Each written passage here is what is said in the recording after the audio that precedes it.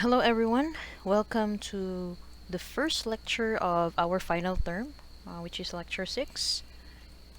We will cover the higher order linear constant coefficient differential equation. So this is basically a continuation of our FOLDE, no, the first order linear differential equation. Um, Specifically in this video, we will be, or in this material, we will focus on the theory of higher order, and then we will have homogeneous linear constant coefficient differential equation. Dahil mo follow na lang dahil sa next video ang non-homogeneous. Taas manggod siya. This is quite long. I had to split them to several parts para ma-accommodate tanan.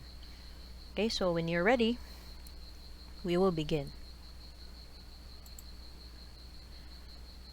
Now, the general form of the homogeneous, or basically just the linear differential equation in the nth order, is written in this manner. Mo ni siya, no? an of x to dn derivative of y to the nth plus a n minus 1 to the x n minus 1 derivative of y with respect to x, and so on, equal to f of x. So, mo ni iyang general form. Now, kani mga a, mo ni sila ai are called coefficients. For HLCCDE, constants na sila. And then we have the f of x, where all terms containing the independent variable, or mga y na sila. Then if given that the f of x is equal to 0, then the equation is called homogeneous. Okay? So, because it does not contain the independent variable, no, wala ni sila.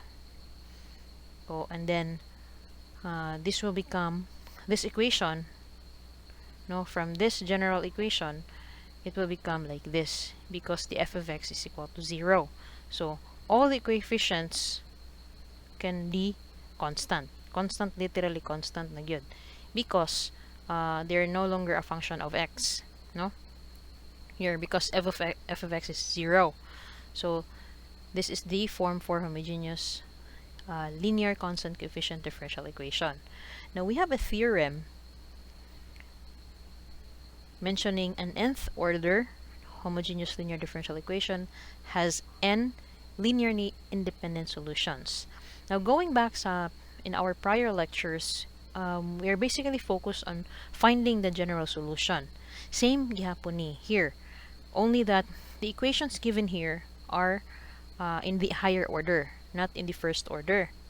And then, the approach in finding the general solution is kind of different. That is why the first few slides that I will be discussing, including this, are the theory.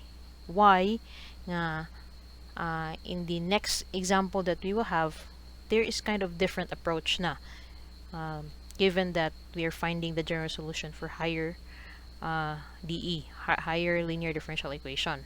Okay, now it says that the nth order, so depending on what is the order, or the how many times derive, and then given that it's homogeneous, meaning it's equal to 0, no, the equation will show that it's equal to 0, and then has n linearly independent solutions. That is the principle of linearity.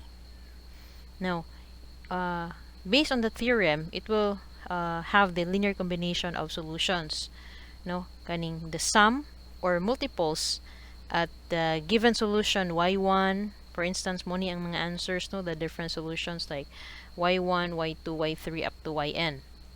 So we can do y1 plus y2, or a constant or an arbitrary constant times y1.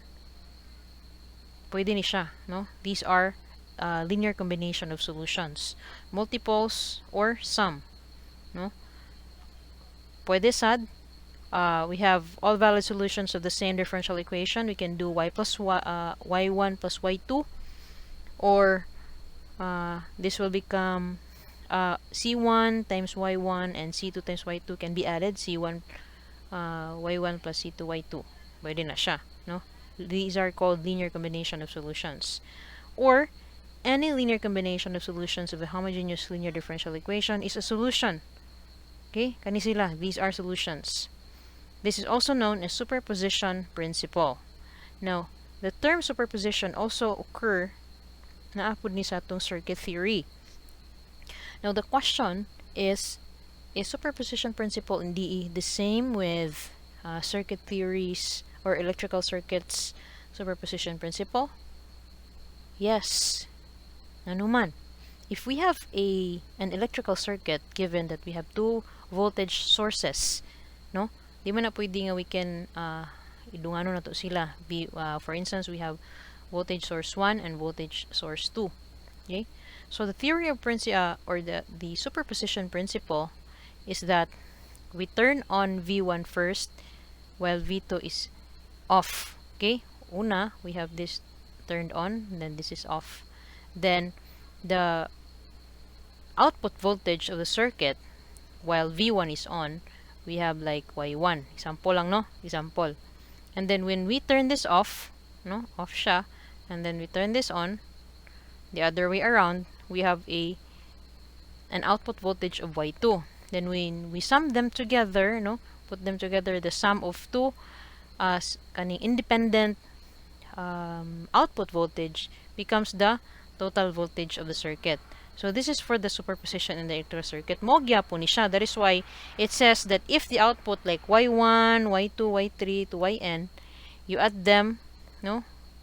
The sum or multiples multiplied by a specific arbitrary constant, and then combine them by adding them together, pwede na siya because of the superposition principle. Or the combined will be called the general solution, no? General solution. Okay? So it's not each of these equations can be called a particular solution depending on the scenario, but you can just mention that it's a solution. Ang particular solution only happens when we have an initial value problem. Okay? Basin ma-confuse mo. These are solutions, and when you combine them, they will become a general solution. Okay? Moving forward, we have to understand the term linear dependence and linear independence. Okay? So, we consider n functions of x defined on some interval y1, y2, y3, yn. So, just like the previous page, say for instance, these are our mga output, no? Yeah, y1 to yn. Then we use this equation. No? There is a constant 1 k1 times y1 plus k2 y2. So, for instance, this is a system. Okay? Muna itong equation. Then, the term linear independence, it's from this equation, based on this equation, we have to satisfy na kaning 0, meaning, from this 0, meaning these solutions are 0.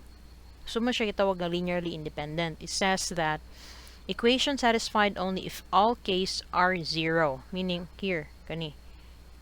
When that happens, it means that the equation or each of these are linearly independent. Okay? And then, if equation satisfied for some values of k not 0, meaning even if na ay 0 here, 0 here, 0 here, and here there's a particular value not 0, it's linearly dependent. Why? Because the linearly dependent means nga you can find a value of y1, for instance, from these particular values. Okay, so here, following statement is a set of functions are linearly dependent if and only if.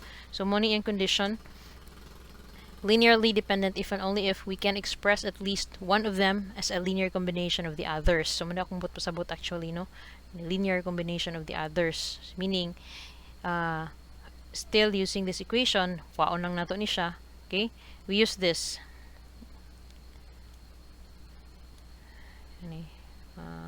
Hold on. For instance, this is our equation, no? Equal to 0. k1, y1 plus k2, y2 plus k3, y3 equal to 0. Tulo lang ka terms. And then, 3 terms. And then, for instance, all k here are not 0. Okay? All k here are not 0, and so we can find y1 from this equation, di ba? No? We transpose or we divide k1 to both equations. Equate siya sa 0. So, ibalihin na to ni. We move k to y2 on the other side. May mong negative. Here, this one becomes negative also, and divide both with k1. Okay, so this is the equation. So this is what was meant by this statement. Okay, a set of functions are linearly dependent if and only if we can express at least one of them, the y1, as a linear combination of the others. So because it's not 0, bisag k1 or no, not k1. Bisag k2 is 0, but we have k3 over k1, so we have a specific value nga pwede na to ma-substitute here, and so we can have a different value for y1 and express in linear combination of y3 with k3 and k1. Ana lang no, for instance. So that's the nature for linear dependence. So specifically, we have an example. For instance, we have this show that the functions of y1 equal to x squared, y2 is equal to 10x, y3 equal to 2x. So to demonstrate this, they are linearly dependent. We express say y2. So here in this example, this is y2. No, we have 10x. This 10x is equal to, we can express this in its linear combination of the other kaniyang the other y1 and y3 or mga kauban niya, no? We have given y1, y2, y3. If we can express y2 using y1 and y3, meaning it is linearly dependent. So here 10x equal to 5 times y3, diba? So muna niyang other representation of this equation, y2 equal to 5y3, or we can do y2 10x 5y3 plus this one y1, no? Pwede man siya y1, but times 0 lang siya. So we can also express that because it is still an equation. Okay, i-multiply lang siya sa 0. Proceed to the next one. Now, there is a more straightforward way to prove that the equation is linearly independent. Okay, there's what we call the Wronskian method.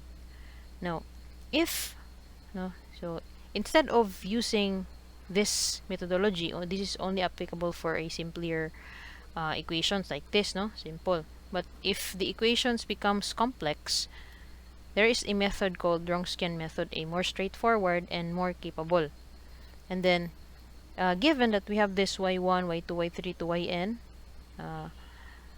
it is said to be linearly dependent if the result for the Wronskian method is equal to 0.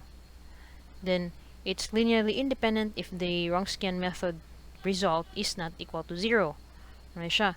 So, if the functions are linearly independent, then they form a basis of solution. So, muna siya gamitin for in finding the general solution. Now, how do we do Wronskian? So, sa Wronskian, we do the determinants. So, magamit na ito ang mga numerical solutions here. Mga topic. So, evaluate the determinants. How? Like, we have values for y1, y2, y3. Then, we get the first derivative. Muna siya sa second row. First derivative will be y1, y2, y3, and the third row will be the second derivative of y1, y2, y3. So, only siya ang this is the process for Wronskian method. For example, here we have an example show that x as y1, e to the x as y2, and cosine x as y3 are linearly independent functions. So, we have to prove that this is a linearly independent, or these are linearly independent functions. Okay, so first we find the first derivative of y1, y2, y3. X, first derivative is 1. E to the x still e to the x. Cosine x becomes negative sine x, the first derivative, and then derive again. becomes 1 becomes 0, e to the x the same, negative sine x becomes negative cosine x, and then proceed with the determinants. So basket method. So this one, no, x times e to the x times times negative cosine x. Then this one, pwede here we have e to the x times negative sine x times 0 kani. So this is 0 kani, no, and then we have 1 times e to the x times cosine x here, this one. Okay, so if you forgot your determinants, I guess this will be the time for you to reflect and review, no, kay again, there are a lot of applications from prior subjects nga very useful in this subject also. Okay, then minus the other way around, we have 0 times e to the x times cosine x, no, ano, no, this one is 0. Okay, and then we have I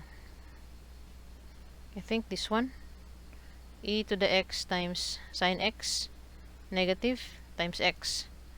Okay, this one, and then we have this 1 times e to the x times negative cosine x, this one, and then simplify, and then we have the final w equal to negative x e to the x cosine x plus 2 e to the x cosine x plus x e to the x sine x, which is not equal to 0, meaning this equation or these terms, no, are linearly independent functions.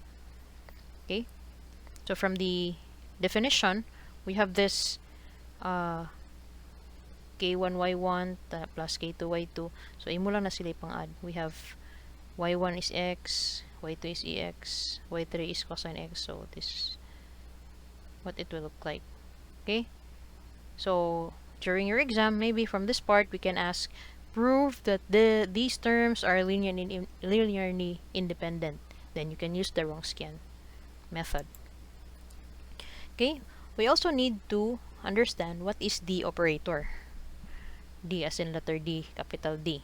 Okay, so D is actually equivalent of derivative, or what we call differential operator. Okay, so instead of mara siya og shorthand nga kuan, instead of writing dy over dx, we can do d, capital D, then y. Second derivative is d squared y, meaning d to the ny is equal to the nth derivative of y with respect to x. Okay, so for example, this is the equation, second derivative of y with respect to x minus 4 dy over dx plus 3y equal to 0. We will have this equivalent, no, what we call the, we're using the differential operator, we will have the what we call the characteristic polynomial, or we can generate it, what we call characteristic polynomial. So from here, i-substitute na to ang atong mga derivatives with d, then characteristic polynomial can be represented by m. Sa mga libro, m ang ilang gipanggamit. So we have this f of m equal to, from this equation, we will have m squared plus 2m minus, sorry, not 2m, 4m.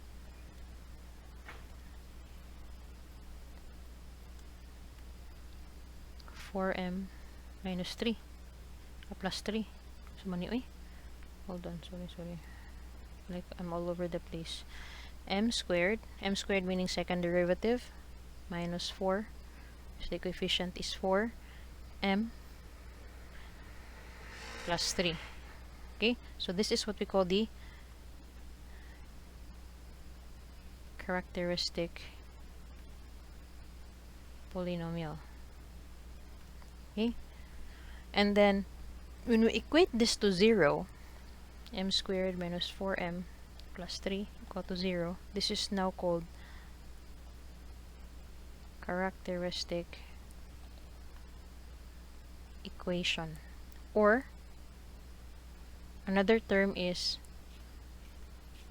auxiliary equation. Okay? Kung sa may purpose ani. Okay? We find the roots. Okay, partner gina sila. This is another approach of finding the general solution. So we're heading there. You will later understand what is the connection between linear dependence, independence, is the operator, and in finding the roots. Okay? For now, you have to understand that to replace d over dx with d, it's easier to find the roots and find a general solution. Okay? Knowing that the solutions of differential equation during our midterm, no, kato mga topics nato with folde, we have the homogeneous, we have exact and non-exact. First order mangudo sila. But because our approach now is in the higher order, it has to be in this manner. Okay? So now we know na we have this characteristic polynomial. So I think masabtan naman, no? It's easy to understand that the derivatives here are your basis of your exponents when you convert this to characteristic polynomial. Then we will have the characteristic equation. Now, for instance, we have this second order homogeneous linear constant coefficient differential equation. Basically, homogeneous man siya, it will be equal to 0.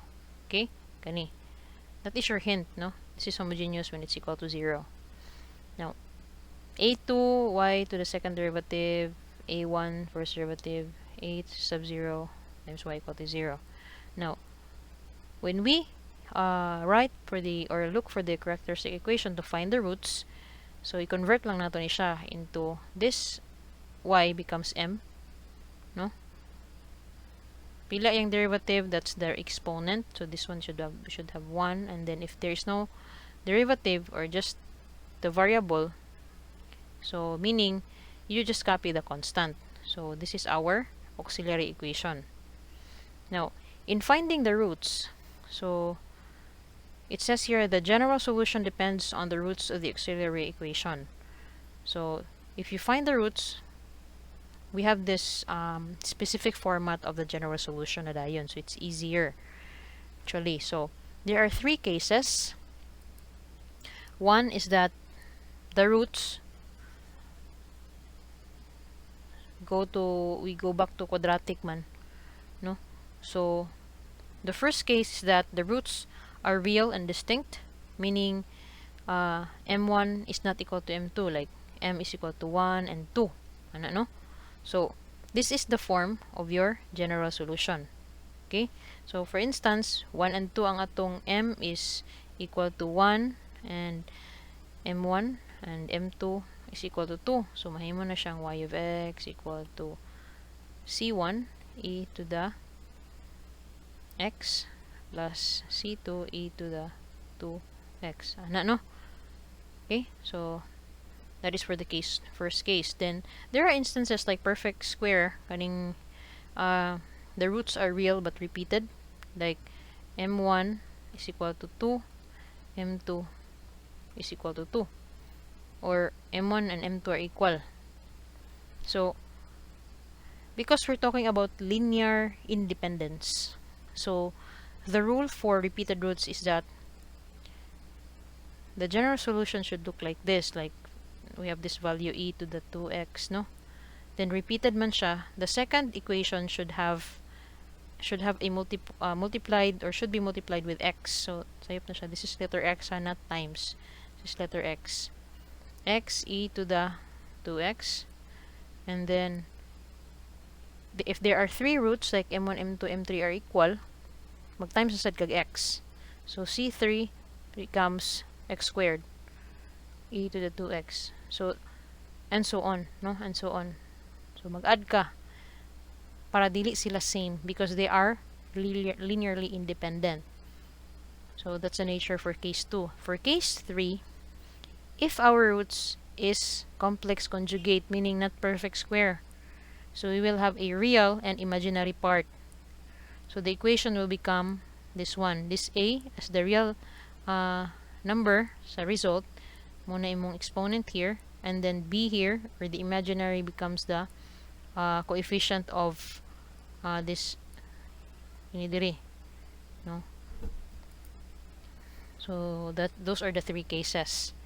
For example, okay, so we have different example based on different cases, no? So example for case 1 is this one, no? This is second derivative of y with respect to x plus 4 times derivative of y, first derivative of y with respect to x plus 3y equal to 0. Now, rewrite lang nato ang equation. As auxiliary equation, we have m squared plus 4m plus 3, no? This one. This one. Okay? M squared plus 4m plus 3 equal to 0. Then, the roots here is, we find the roots of m squared plus 4m plus 3. It becomes m plus 3 and m plus 1, no? Kung ato ni siya i-multiply and so on. Muna dayon ni, we find the value of m as m equal to negative 3. So, we equate this to 0. Equate this to 0. Then, we find the value is negative. M equal to negative 3. M2 is negative 1. So, when you look at the roots, M1 and M2 are not equal. So, case 1 siya. So, our general solution will look like this na. We just write C1 and C2 as is, or all these as is, replacing M based on these values that we found. Okay? So, y is equal to C1 e to the negative 3x plus C2 e to the negative x. May siya for case 1. For case 2, we have this example, like naka-differential operator siya. Still the same. Second derivative becomes, the auxiliary equation becomes m squared plus 4m plus 4, no, equal to 0. Then the roots becomes m plus 1 and m plus 2 and m plus 2. It's repeated, okay? Since repeated man siya, m1 and m2 are the same, which is equal to negative 2. Be careful with the signs. If plus ganit na siya diri, for sure, m is negative. Okay, so most likely ingon ani gid na siya. And then, since it's repeated, we have the same m. The next equation, or the second equation, will have a x multiplier. Okay, taparan siya x. If there are 3 again, may muna siyang x squared and so on. Okay, so if you graph this, say lang later, I will show different one. We'll just proceed with the third example. The third example is like electrical circuit, no? We have second derivative of I with respect to t plus 2 di dt plus 5i equal to 0. So, the characteristic equation or linear differential operator na no, naka-represent siya. And then, this is the auxiliary equation. M squared plus 2m plus 5, no? Then, if we find the roots, this is called irreducible quadratic. Di man siya perfect, and then dili nato siya makuhaan og 2 values of m. So, we can use the quadratic equation to find the value of m. This one, no? As a review, no? If you forgot this, sus in town, please don't. Okay, this is very basic. Then, m becomes, when you do the calculations, A is 1, B is 2, C is 5. Then we have this m equal to negative 1 plus minus 4i. Using the formula, our equation for current man siyang I, we have this e to the negative x times C1 cosine 4i plus C2 sine 4i. This is the general solution. Okay? So, just proceed first sa akong example. So, in the first example, which is for case 1, you will see nga mo ni iyahang sample. I just grabbed this from online to have a visual, no, of the equation. So, for example, or for this equation, y equal to c1 e to the negative 3x plus c2 e to the negative x. Yan na ni ang iyahang graph, because negative ang atuang exponential, meaning it's kanang decaying, no? Since it's decaying, this is called overdamp. Ngano man kaha.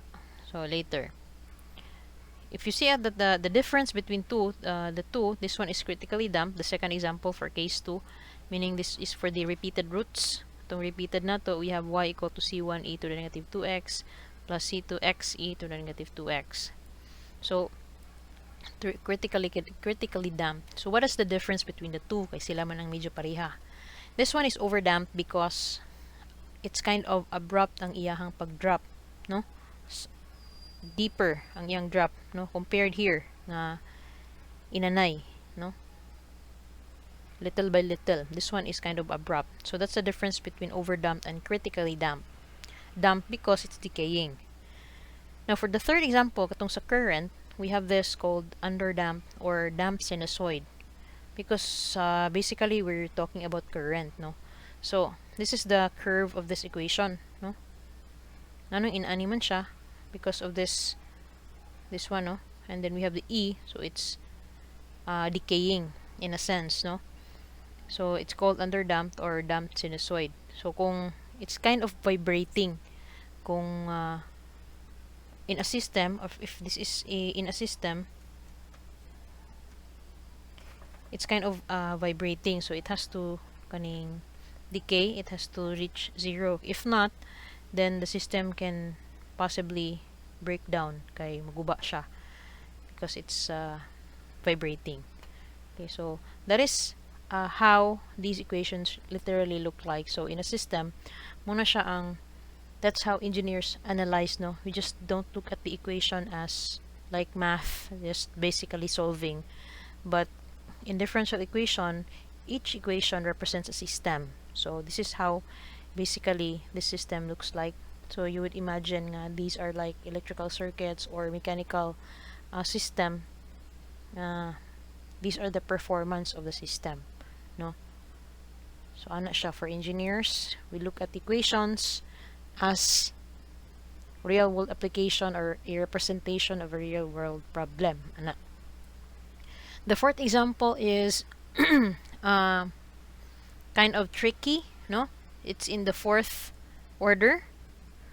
So the same process, we have the equivalent auxiliary equation, m to the fourth minus 6m cubed plus 13m squared minus 10m. Okay, basta nagay na derivative, there is a m. Okay, and then m to the fourth, when we use quadratic, kind of kuha ni siya. So we can use the calculator, but there are calculators that cannot accommodate to the fourth order. Tama na sa third order. So you can isolate m because common term here, we can factor out m. The equation will become m times m cubed minus 6m squared plus 13m minus 10. And so we have this specific value na for m. The first, or m1, now becomes 0. Kay naaman siya diri, no? That is default. No, m is equal to 0 sa inani. And then we now need to find m2, m3, and m4. So you can use your calculator here, no? If you don't know how, you can review unsaon na siya. Inaan na dapat sa inyong numerical or prior ito pa sa algebra. Dapat naana na siya sa inyong, you know how to use your calculator. So this one, when you solve using your calculator, the roots will have 2 plus I, and 2 minus I. And so the general solution, naa siya ay combined cases.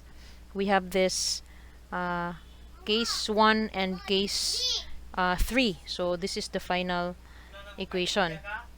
Since our m1 is roots is 0, e to the 0 is 1. So ang i-multiply na to sa atong c1 is just wala, it's just 1.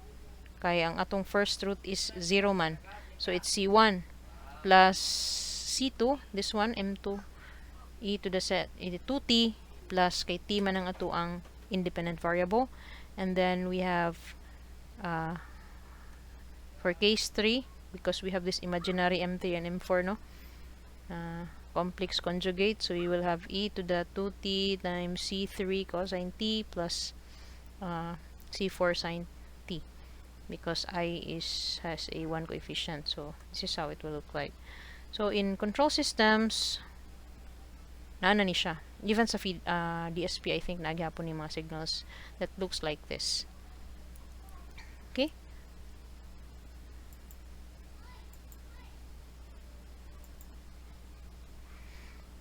Now, there are special cases. I think I have an example for the purely imaginary or the combined, but basically nag-grab na to ninyo.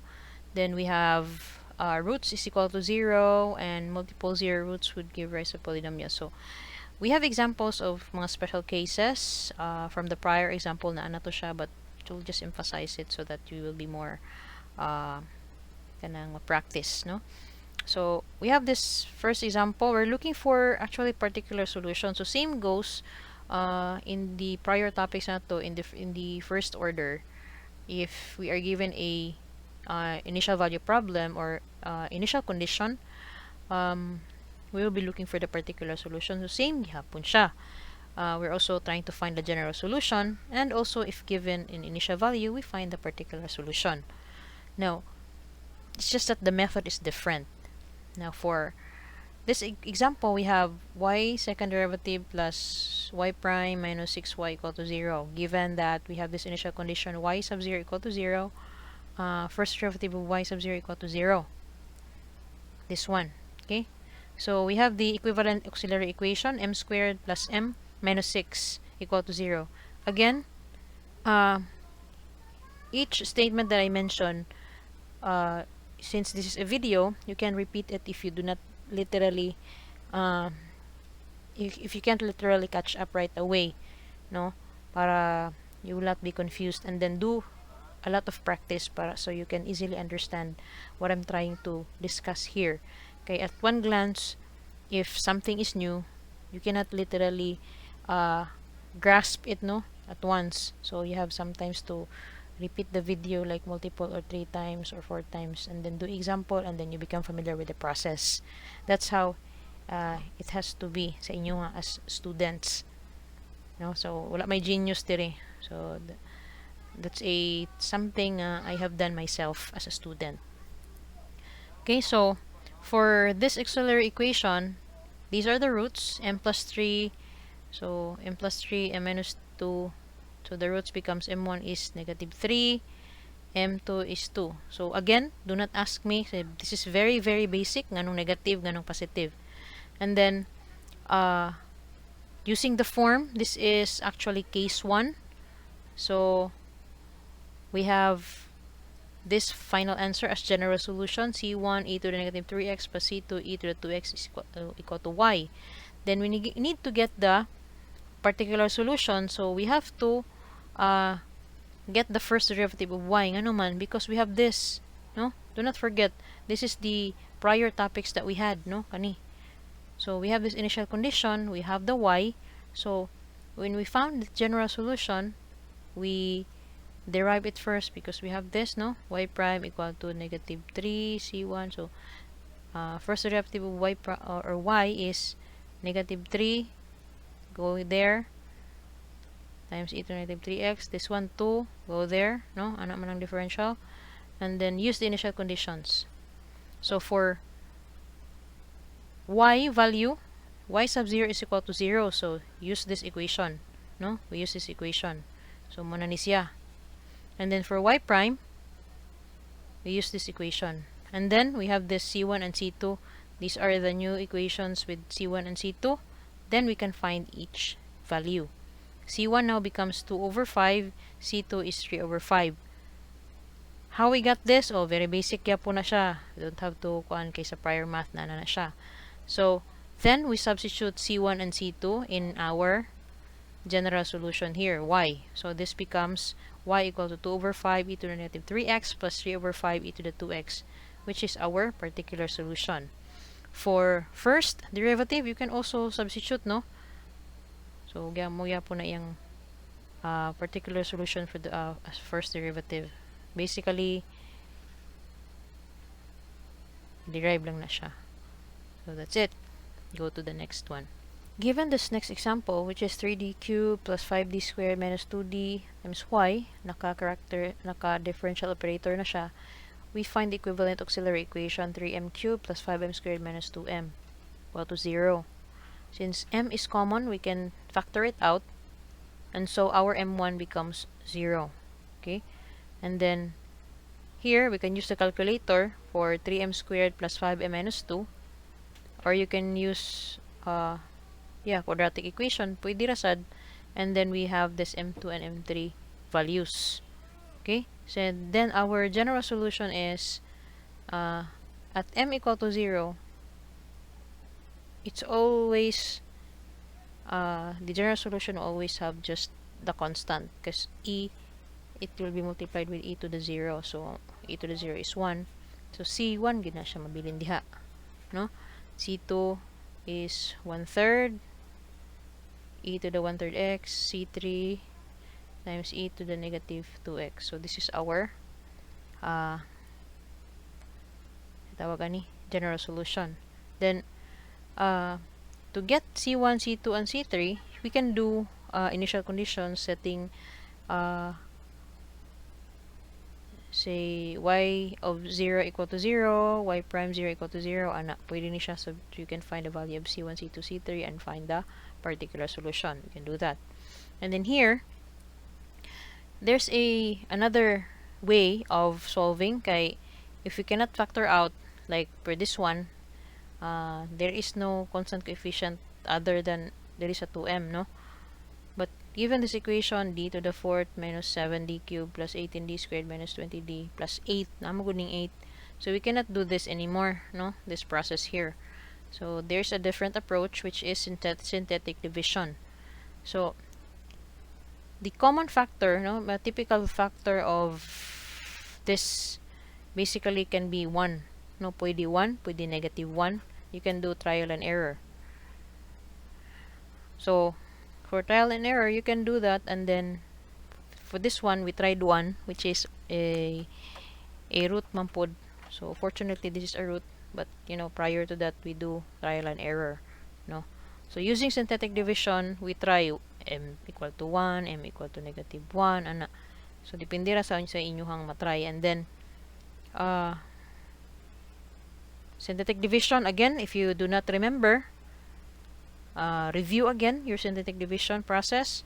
So that is 1, bring down 1 times 1 here, then 1 times 1 here, then negative 7 plus 1 equal to negative 6. 6 times 1 here becomes negative 6. Then minus 12 times 1, 12 minus negative 8, and so 0. So meaning 1 is a factor. So m1 is definitely equal to 1. Then for m2, you can do this, or you can do use your calculator, or do whatever method you can to find the roots. And then here, in this case, it's repeated. Meaning m2, m3, and m4 is equal to 2. m1 is, so these are combination of case 1 and case 2, no? So this is our general equation. Since m1 is 1, so c1 e to the x plus c2 e to the 2x. 2x man siya, no? The next root, kay repeated man siya, the next equation is c3 x e to the negative 2x. The next one, plus c4 x squared e to the 2x. Okay? You see the how the forms become different for roots, no? Muna kong explain earlier. So this is how it will look like. Again, if you do not get the entire gist of how this is done, review. And these are specific exercises that I can give you so you can practice. After that, I will give you problem sets nga you can work on, no? Mga first few kuan. So this one is not part of the practice lang ni siya.